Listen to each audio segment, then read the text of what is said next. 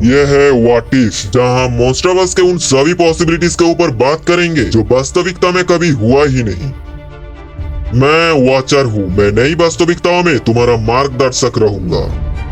मेरे साथ चलो और पीछा करो इस सवाल का, व्हाट इफ। जो इंस्पायर है मार्वल के व्हाट इफ सीरीज से, और इस सीरीज को बनाने का आइडिया मुझे एक सुबह बाथरूम में आया था।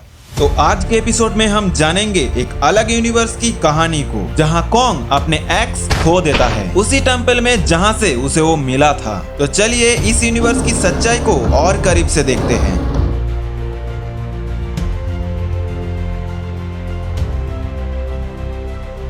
तो इस कहानी में कॉन्ग होलो अर्थ पे जाता है और उसे एक्स मिलता भी है, लेकिन फिर गॉडजिला की एटॉमिक ब्रेथ अटैक से जब ये टेंपल टूटना शुरू हुआ तब कॉन्ग इस होल से भागने लगा। लेकिन उससे पहले किसी पत्थर के नीचे कॉन्ग का एक्स खो जाता है और ये मंदिर टूट जाने के कारण कॉन्ग उसे ढूंढने की बजाय वहां से भाग जाता है।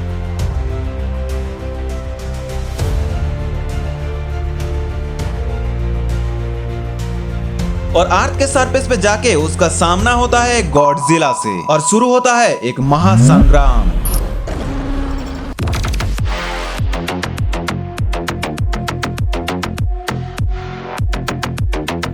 लेकिन इस यूनिवर्स के कॉन्ग के पास एक्स ना होने के कारण वो गॉडजिला के हाथों मारा जाता है और फिर गॉडजिला के सामने खड़ा होता है मेका गॉडजिला, जो एक दूसरे को मिटा देने के लिए टूट पड़ता है एक दूसरे के ऊपर। लेकिन इस यूनिवर्स में कॉन्ग की मौत हो जाने के कारण वो गॉडजिला की मदद नहीं कर पाता और गॉडजिला भी पहले ही कॉन्ग के साथ फाइट में काफी डैमेज हो गया था, जिस वजह से मेका गॉडजिला से वो हार जाता है और वो मारा जाता है।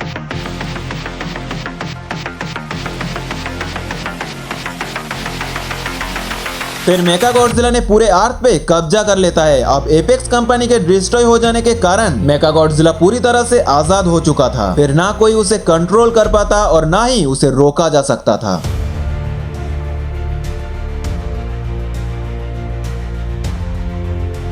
लेकिन कहानी अभी बाकी था। गॉडजिला ने जब कॉन्ग को सेंस करके होलो अर्थ के इस टेंपल को तोड़ा था, तब इसके नीचे कैद स्कार किंग आजाद हो गया और उसके साथ आजाद हुआ आइस टाइटन सीमो।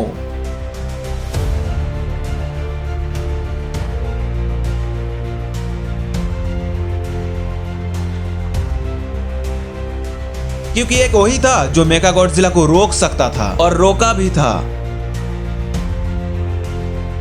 मेका गॉडजिला ने स्कार किंग को काफी इजीली खत्म कर दिया और फिर अटैक किया सीमो के ऊपर। उसके सिस्टम में सीमो के बारे में कोई इंफॉर्मेशन ही नहीं था और बस सीमो अपनी आइस ब्रेथ से मेका गॉडजिला को फ्रीज कर दिया और खुद भी स्कार किंग के कैद से आजाद हो गया। तो कैसा लगा ये व्हाट इफ का पहला एपिसोड, मुझे कमेंट्स में जरूर बताना। ये पूरा एपिसोड पोल्टू के दिमाग में रची एक काल्पनिक कहानी है, इसका रियलिटी से कोई संबंध नहीं।